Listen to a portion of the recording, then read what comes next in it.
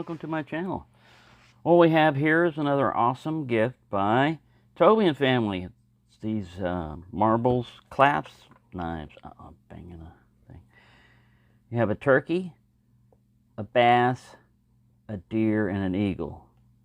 I already have the eagle, the deer. Which of these two do you think it is? All right, right now, audience, you can sit there and make your guess, place your bets. You're not going to win anything other than...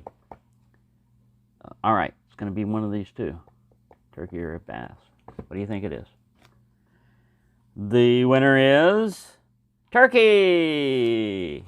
Those of you who said bass and everything, you had a 50-50 chance, and you guessed wrong.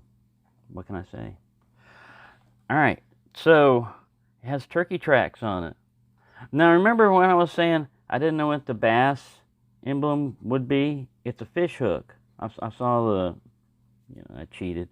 I went and looked and saw what it is. But each of these other ones, like the eagle has a feather as its emblem, and the deer has deer tracks, of course.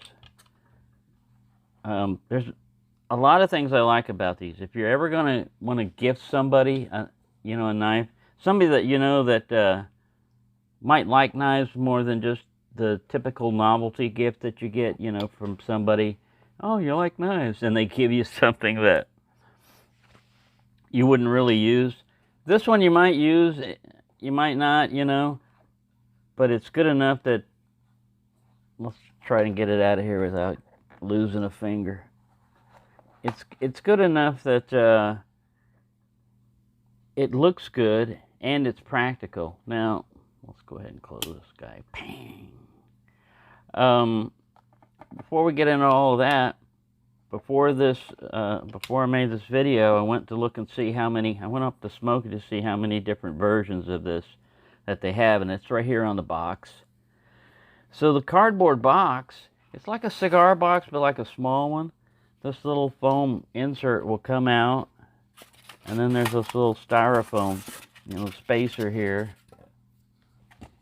and then that's the base.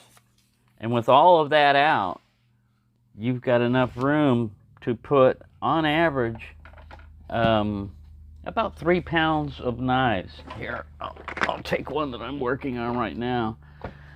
So it's a pretty good way to store a lot of your knives because they'll fit in various ways, like this or like that. And I try not to stack them on top of each other. It keeps them, fairly compact.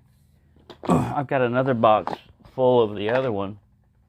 So once you take your knife out, instead of a magnetic box or some crap like that you're just going to throw away unless you're really impressed with it, like, for all we talk about boxes and everything, I really like the that they went out of their way to do this one on the little miniature buoy, to put a Texas flag on there. It looks like it's on a park bench or a picnic table, That's pretty cool. Now that one I would keep, and these, oh sorry, these are just traditional knife box and everything. You don't really use them again. I mean, I don't. I never. You can do the same thing with. Let's take the Queen Barlow. It's going to be shipped out soon. Oh, Mike Curtis was verified as the winner. I verified his address and email and all this other stuff, so he will be getting this knife. But you can just take this foam out right here, and you can put some. You can multi-use it, but this one looks, it looks like Queen. It's kind of like brand specific and all this other stuff, whereas this just looks like, you never know, it's your box of marbles. What do you got in your box of marbles, So that's another cool thing about that. And then, as I've said before, let's start looking at this one in specific. It's, other than like the Rough Rider Reserve, it's hard to find a modern clasp knife, with this big, it's like a big clip blade, big belly. And these are that way, but this etch is a type that it's gonna be a while before through use you get through that etch and everything.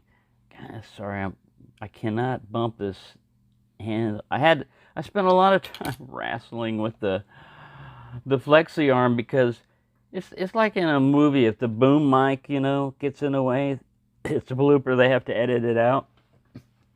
I was sitting here wrestling with it because the arm it loops like over here and comes up underneath the holder, and it was sticking out right here in the video. And I was saying, forget it, people are just gonna have to live with the view, tough, And then I said, no, I better, I want to make it, as least distracting as possible without all the other distractions we've got going on here. Don't eat this. It says to throw away. It says don't eat this. Dinosaurs like to eat it, but cats like it to use it as like a little bed.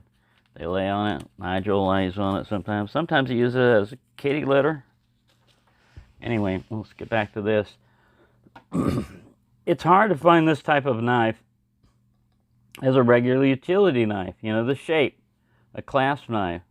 And when you do, they usually want crazy amounts. Like Rough Rider will do it. They'll call it someone call it a deer slayer and stuff like this. But these go around 25 bucks, to get them. And they just feel really nice in hand. You've got plenty of room, for extra hand space there.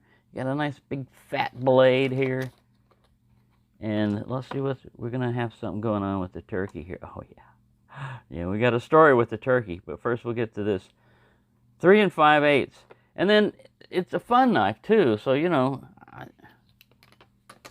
I haven't been doing a lot of fun knife Fridays, but these are one of those type of knives that's fun because you can just the heft of it, look at it, the feel of it, that it's different, and everything. And then you have, of course, the scenery here. So this turkey here he's either competing with or trying to impress this other turkey. They're all strutting their stuff out there, and unbeknownst to them, there's a hunter over here that's about to have a turkey dinner. See, this is the day before Thanksgiving. This is this theme here. One of these turkeys is going down, and you know which one usually gets popped? The biggest one, the most impressive looking one. So the show-off gets slaughtered. And the one that's all like, yeah, I'm working on it. My tail feathers, I'm trying to grow my beard a little bit longer. I can gobble pretty well. And this other one's like, nah, let me show you. You want to see, look at me and strut my stuff. And then down one turkey, the other one flies off and lives to be the king turkey someday. Yeah, so see, each one has a different story. The deer one is pretty good. The eagle, I really had to have a good story with him, because he's either really close to the camera or this is a giant eagle. I mean, he's snatching up like cars and trucks and stuff because that's a mountain right there. And look at the size of that head. Man, he's either right up at the camera or you got a huge eagle here. So like I said, the fish, we'll have to talk about the fish when the fish comes up, but for right now, yeah, that's the turkey knife, turkey clasp knife. Its model number is MR369. Let's check I got all kinds of paper, but for some reason I just keep using this one. Yeah, down here it's got some drag. You can hear it drag and tear. Could use some stroppage. Like I said, this etch, quit banging this stuff.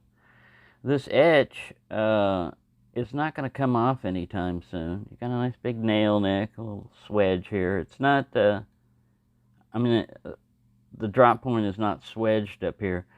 I have two thoughts about swedges on drop points. I was watching Patty's potato peelers talk on knife shapes, and he was talking about clip points. And he likes the aesthetics of a swedge on him. I have two frames of mind about that. One is, yeah, it does look nice, but you're removing metal, and here it goes again with, you know, like there's pluses and minuses to everything, because yeah, it makes a tip weaker, but you really shouldn't break the tip off on your knife if you're doing anything correctly with it. So, you know, it's kind of like a moot point, you know. If you like it to have swedges, then you can have it, you know, with swedges and everything. Got this little flourish here. Has nothing to do with turkeys. See, it's on all of them. It's the same thing, but yeah, all in all, this is a pretty decent knife.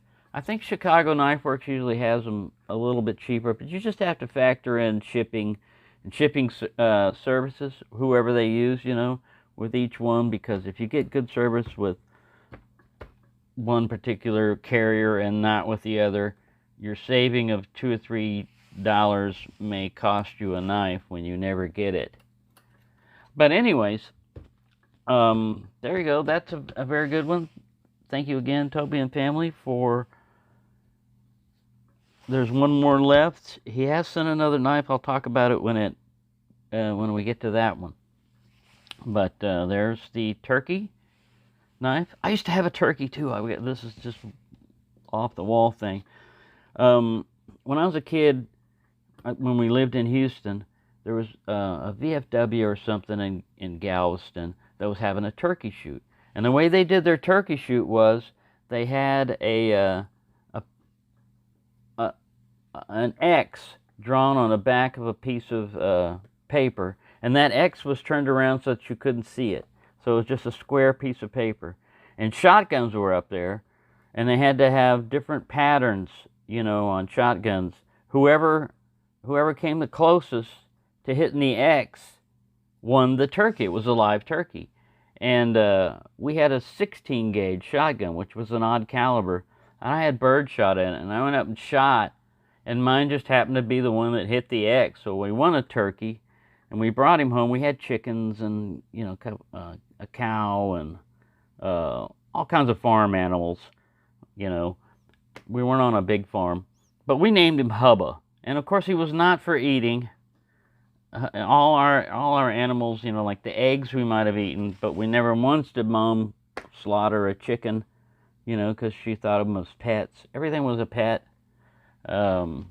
Anyways, I could get Hubba to do his thing, man. I'd come out there and I'd say, Hubba, Hubba, and he'd go, every time. All I had to do was say, Hubba, Hubba, and boy, he'd on cue do his little turkey yodel. So, yeah, that was a turkey in my life, Hubba.